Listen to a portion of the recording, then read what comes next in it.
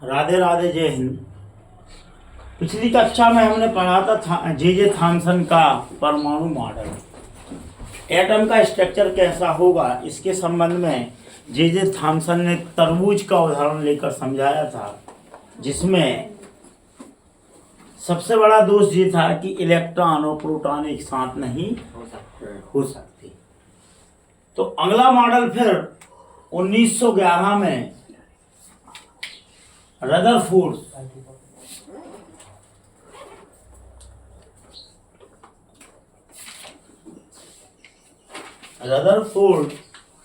ने अपना मॉडल दिया, जिसमें उन्होंने स्वर्ण पत्र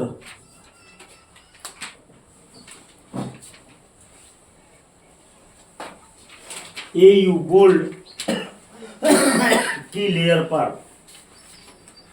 पतली लेयर पर जब तीव्रगामी अल्फा पार्टिकल्स, अल्फा किरणों या अल्फा कणों की बमबारी की, काय पर की? स्वर्ण पत्र पर। स्वर्ण पत्र पर जब अल्फा किरणों की बमबारी की तो उन्होंने देखा और उसका ऑब्जर्वेशन किया कि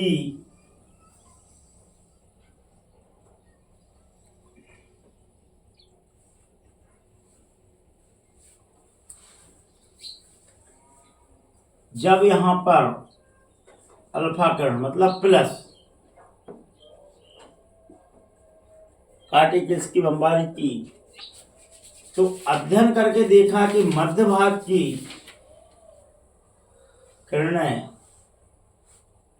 जाती हैं और वापस लौट आती, जा रही हैं और ये वापस लौट आई बीच में।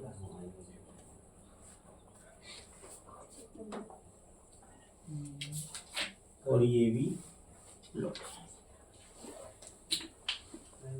कुछ किरणें गई और समाप्त हो गई, कुछ किरणें पत्थर तक पहुंची और फिर ना वापस आई ना आगे बढ़ी। कुछ किरणें या कुछ कण सीधी निकल गई, ठीक है ना। कुछ किरणें डायवर्ट हो गई,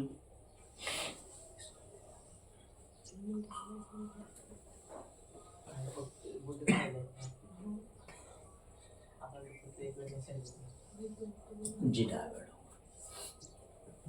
जब इनका अवलोकन किया गया तो उन्होंने इससे यह निष्कर्ष निकाला कि अधिकांश किरणें स्वर्ण पत्र के आर पार पहुंच गई। तो यहां से जितने कण या पार्टिकल्स के रे निकली तो पर्दे पर अधिकांश किरणें प्राप्त हो गई। कुछ गायब हो गई, कुछ पहुंची नहीं, कुछ डायवर्ट हो गई। तो इसका जब ऑब्जर्वेशन किया तो मध्य भाग वाली किरणें जो वापस आई तो इसका परिणाम उन्होंने निकाला कि अल्फा किरणें भी पॉजिटिव है, तो स्वाभाविक है कि मध्य भाग में पॉजिटिव चार्ज होना चाहिए, क्योंकि पॉजिटिव पॉजिटिव एक दूसरे को क्या करेगा? रिपल्सन करेगा, परिवर्तित करेगा। एक निर्णय तो ये पहुंचा। कुछ किरणें सीधी निकल गई, तो इससे अंदाजा लगा कि यहाँ पर ना कोई पॉजिटिव चार्ज है या ना नेगेटिव चार्ज है, खाली जगह है, रिक्त स्थान है, वैकेंट स्थान है।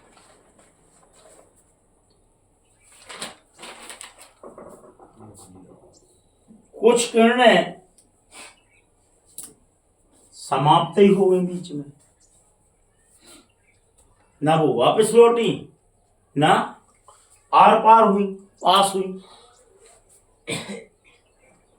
तो इसके निष्कर्ष तक पहुंचे कि यार यहाँ नेगेटिव चार्ज हो सकता है, इसके कारण पॉजिटिव और नेगेटिव हो गए डिस्चार्ज। ना किरणें आगे बढ़ी ना वापस लौटती।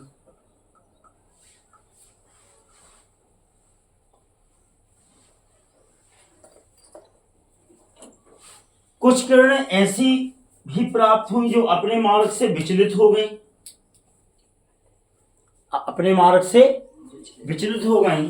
इससे निष्कर्ष निकाला गया कि ये स्लोप के रूप में है, पतली परत के रूप में। जैसे फूली रोटी है ना, बीच में से ऊंची और साइड में से ढाल वाली। तुमने डिस्क देखी, वो जो खेल में उपयोग करते हैं, या उत्तल लेंस देखा है ना, जो बीच में से उठा हुआ होता है और साइड में से पतला होता है। इसका निष्कर्ष यह निकाला कि जो विचलित हो रही हैं वो ढाल के कारण हो रही है। तो इस प्रकार रदरफोर्ड महोदय ने जे थॉमसन की एक कल्पना को तो नकार दिया कि एटम गोल नहीं है, एकदम सोडर गोल था ना जो तरबूज की तरह, यह एक डिस्क के आकार का है। किसके आकार का है? डिस्क या उत्तल लेंस के आकार का है, जो मध्य भाग में से उठा हुआ है ज्यादा और साइड में से थोड़ा पतला या झुकाव लिए हुए है, जैसे दो तवा हम उल्टे रख दें उस टाइप से। मध्य भाग की किरणें जो वापस लौटी, इसके निष्कर्ष निकाला कि यहाँ पर प्रोटॉन रहते हैं, क्योंकि वो भी पॉजिटिव चार्ज, और यहाँ से जब अल्फा किरणें पॉजिटिव पहुंची तो ये आपस में टकरा के और रिपल्सन हो गया या वापस लौट। जहां दोनों ओर न किरणों का पता ही नहीं चला, ना वो आर पार हुई और ना वो वापस आए, तो वहां पर इन्हें निष्कर्ष निकाला कि यहाँ पर इलेक्ट्रॉन रहता है, क्योंकि इलेक्ट्रॉन पर नेगेटिव चार्ज है और ये पॉजिटिव चार्ज है, आपस में टकरा कर ये डिस्चार्ज हो। कुछ किरणें सीधी निकल गई और दूसरी साइड हमारे पर्दे पर प्राप्त हुई। इससे सिद्ध हुआ कि यहाँ पर ना इलेक्ट्रॉन है ना प्रोटॉन है, रिक्त जगह है। तो इस प्रकार रदरफोर्ड ने अपना परमाणु मॉडल व्यक्त किया। तो आपके माइंड में एक सेट हुआ कि यह एक डिस्क के आकार का है, मध्य भाग में उठा हुआ है, मध्य भाग में प्रोटॉन रहता है, जिसे हम नाभिक भी कह सकते हैं, और साइड में से ये झुका हुआ है, और जहाँ से किरणें लौटी हैं वहाँ पर केंद्र है जहाँ पर प्रोटॉन रहते हैं, और बीच में इलेक्ट्रॉन हो सकते हैं। लेकिन प्रोटॉन की खोज तो इन्होंने कर ली कि प्रोटॉन कहाँ स्थित है। इलेक्ट्रॉन के बारे में विस्तृत जानकारी ये इस प्रैक्टिकल से, इस प्रयोग से नहीं दे पाए। तो सबसे पहला रदरफोर्ड के परमाणु मॉडल में सबसे पहला दोष तो यही है कि ये मॉडल परमाणु की स्थायित्व की व्याख्या नहीं कर सका कि परमाणु में इलेक्ट्रॉन प्रोटॉन कहाँ हैं और उसका स्थायित्व कैसे रहता है। दूसरा दोष यह है, इलेक्ट्रॉन के बारे में ज्यादा जानकारी नहीं दे पाया कि यह किस स्थान पर रहता है, ये कहाँ पर रहता है। जैसे सौरमंडल में ग्रह एक दूसरे के अट्रैक्शन फोर्स के कारण और रिपल्सन के कारण एक कक्षा का निर्माण कर लेते हैं, उस प्रकार यहाँ पर इलेक्ट्रॉन के संबंधित कोई जानकारी नहीं दी, और ये इनका मॉडल यहाँ पर फेल हो गया कि भैया आपकी और सब बात तो मान ली हमने, बीच में पॉजिटिव चार्ज है, स्लोप में है, डिस्क की आकार का है, लेकिन आप एक बात बताओ कि इलेक्ट्रॉन कहाँ है और किस दशा में है, गतिशील है या स्थिर है। इन इलेक्ट्रॉन के बारे में आप तो इन्हें वहीं एक नई थ्योरी उत्पन्न कर दी कि इलेक्ट्रॉन इस पॉजिटिव चार्ज का इस प्रकार चक्कर लगाता है, इस पर अंदर से बाहर की ओर। तो इसमें भी दोष निकाल दिया कि इलेक्ट्रॉन अगर नाभिक से बाहर की ओर चक्कर लगा रहा है, ब्रह्मांड की ओर, बाहर की ओर, तो इलेक्ट्रॉन का आकार बढ़ना था, एक एटम का आकार बढ़ना था।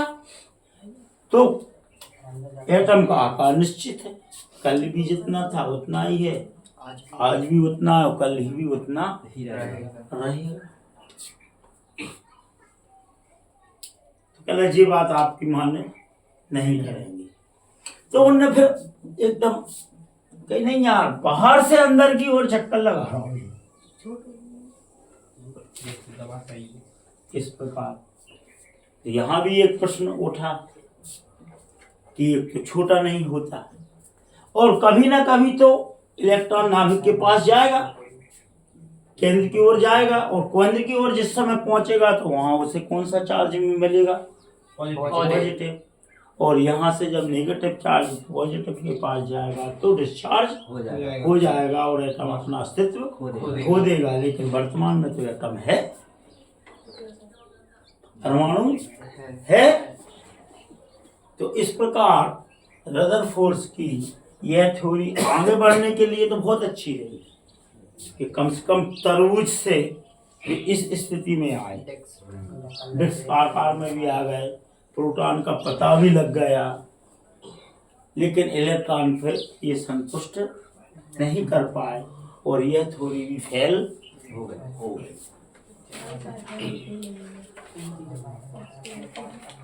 फेल नहीं कह सके, पूरी सप्लीमेंट्री आ गई हम लोग।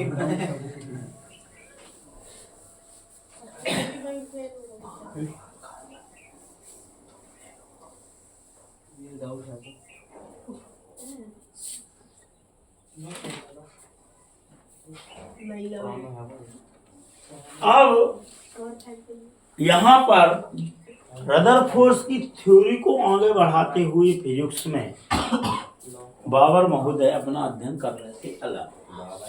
हाँ, बाबर महोदय अपना एक अध्ययन कर रहे थे।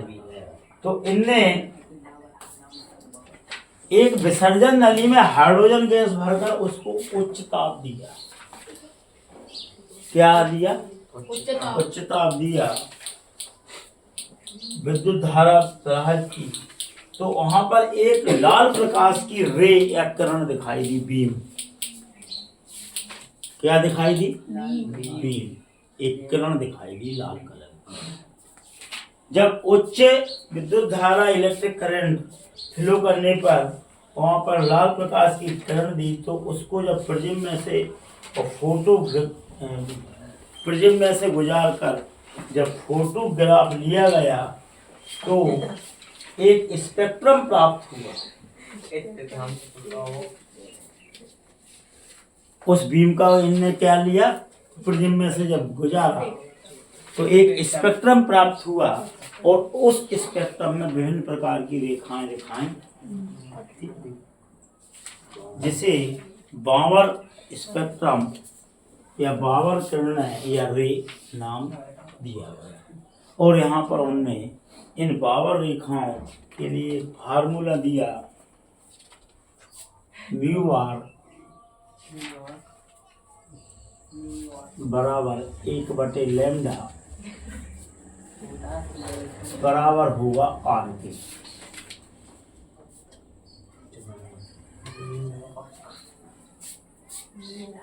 जिसका मान 1/n1 square minus 1/n2 square,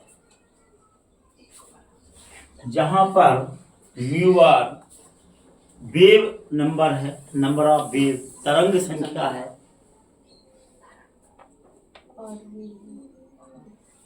lambda तरंग देधारी है, आर एक स्थिरांक है, और सी फ्रीक्वेंसी है, और n1 n2 पूर्णांक मान या क्वांटम संख्या है। अब देखो यहां पर जब स्पेक्ट्रम प्राप्त हुआ तो वहां पर कुछ सीरीज या बीम बनी। उस सीरीज का नाम दिया गया पहला लाइमन सीरीज। कौन सी सीरीज? लाइमन सीरीज या श्रेणी, जो अल्ट्रावायलेट थी। कैसी थी? पराबैंगनी अल्ट्रावायलेट थी, जिसका मान n बराबर 1 तो यहाँ पर इन्होंने अपने सूत्र में इसका मान रखा और यह सूत्र हुआ म्यू आर 1/λ बराबर r।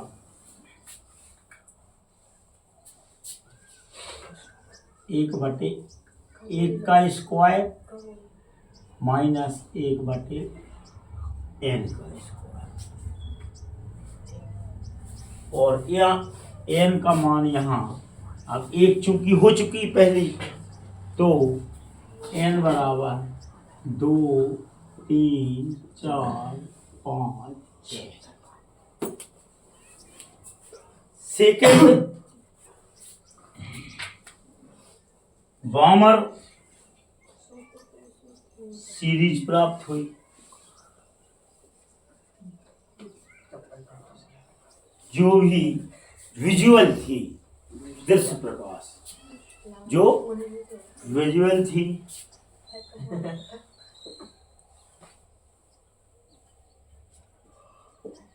तो यहाँ पर म्यू बार बराबर r 1/2 का स्क्वायर माइनस n स्क्वायर। यहाँ अब 2 सीरीज आ चुकी, तो n का मान कितना होगा? 3 4 5 6। क्लियर? तीसरी प्रकार की फाशन सीरीज प्राप्त हुई। कौन सी हुई? फाशन।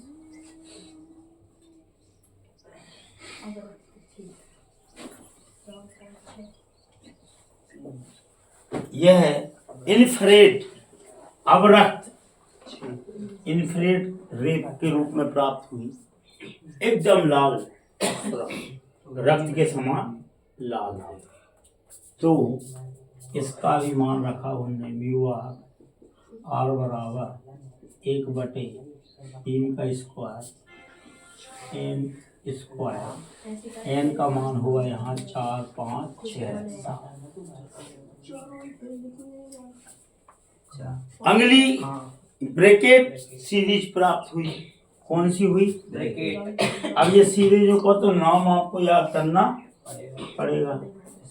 ये भी इन्फिनिट थी, अब अवरक्त थी। n का मान यहाँ 1 था, यहाँ 2, यहाँ 3, यहाँ 4। म्यू आर बराबर r 1/4 का square minus n square. n का मान यहाँ 5 6 7 होगा। ठीक है? और अंतिम फंड सीरीज प्राप्त हुई। कौन सी हुई? फंड। ये भी इंफ्रारेड लाल क्षेत्र में n का मान 5 म्यू आर बराबर r 1/5 स्क्वायर n स्क्वायर। और यहाँ n का मान 6 7 8 होगा। और यहाँ ये फिजिक्स में खोज चल रही थी। कहाँ चल रही थी? फिजिक्स में। और इन रेखाओं का अध्ययन करने के बाद बोर महोदय ने अपना मॉडल केमिस्ट्री वाला इसमें जोड़ दिया। कौन ने? बोर। जे कौन की थ्योरी थी? बामर की। अब बामर ने तो क्या किया कि हाइड्रोजन गैस को विसर्जन नली में उच्च ताप पर नहीं, उच्च विद्युत धारा फ्लो की, तो वहां पर लाल प्रकाश की एक बीम दिखाई दी, जिसका स्पेक्ट्रम लिया तो इस प्रकार की रेखाएं उन्हें देखने को मिली, सीरीज। और सीरीज मतलब रेखाओं के अंदर रेखाएं, और जिन्हें उन्हें लाइमन, बामर, पाश्चन, ब्रिकेट और फंड सीरीज नाम दिया गया, और अपना एक सूत्र दिया, और उस सूत्र में इसका मान रखा गया, और इस प्रकार बामर रेखाएं प्राप्त हुई। अब बोर की केमिस्ट्री में भी शोध चल रहा था, तो उनने भी इस हाइड्रोजन रेखल रेखाओं को, लीनियर स्पेक्ट्रम को परमाणु एटम के स्ट्रक्चर से जोड़ने की कोशिश की, और जब जोड़ा गया तो एटम के स्ट्रक्चर के कुछ हद तक पहुंचे, जिसे हम अगली कक्षा में पढ़ेंगे। आज इतना ही। राधे राधे, जय हिंद।